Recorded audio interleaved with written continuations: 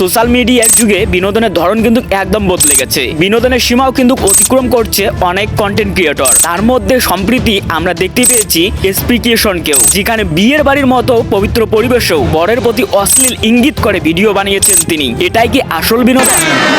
Helmet পরে গাড়ি চালাবে। নতুন গাড়ি যেহেতু আস্তে চালাতে হবে। এসপি ক্রিয়েশনের ভিডিওগুলো মজার হলেও এগুলোতে অনেকেই অশ্লীলতার গন্ধই পাচ্ছেন। সাল্লাল্লাহু আলাইহি সাল্লাম বলেছেন, মানুষ তার বন্ধুর জীবন দর্শন, বন্ধুর আদর্শ এবং চিন্তা ভাবনা এটাকে সে বহন করে বেড়ায়।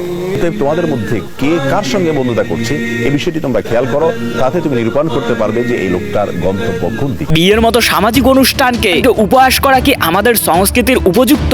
ভিডিও বানানো কিন্তু একদম মন্দ নয়, কিন্তু এভাবে অশালীন আচরণ করা আমাদের সংস্কৃতির অবমাননা করা হচ্ছে। নেটিজেনরা অনেকেই কমেন্ট করছেন, এসপি ক্রিয়েশনেরও তো একজন বোন আছে, তার বিয়েতে যদি তার বরকে কেউ এরকম করে অশ্লীল ভাবে বলে যে হরেন বাজানো নিষেধ, তাহলে কি এসপি ক্রিয়েশনের ভালো লাগবে? বিনোদনের নামে অশ্লীলতা কি গ্রহণযোগ্য? এসপি ক্রিয়েশনের মতো কন্টেন্ট ক্রিয়েটররা কি এভাবে বিনোদন দেওয়া উচিত, নাকি আমাদের দর্শকরাই এর বিরুদ্ধে রুখে দাঁড়ানো উচিত? বিনোদন এমন হওয়া উচিত যা সকলকে আনন্দ দেয়, তবে তা যেন অশ্লীলতা বা অবমাননাকার না হয়। এসপি ক্রিয়েশনের ভিডিও নিয়ে আপনার মতামত কি কমেন্ট করে জানাতে পারেন। আর মনে রাখবেন, আমরা যেমন কন্টেন্ট দেখি তেমনই কন্টেন্ট জনপ্রিয় হয়। তাই দায়িত্ববান দর্শক হন আপনি এবং সুস্থ বিনোদনকে সমর্থন করুন।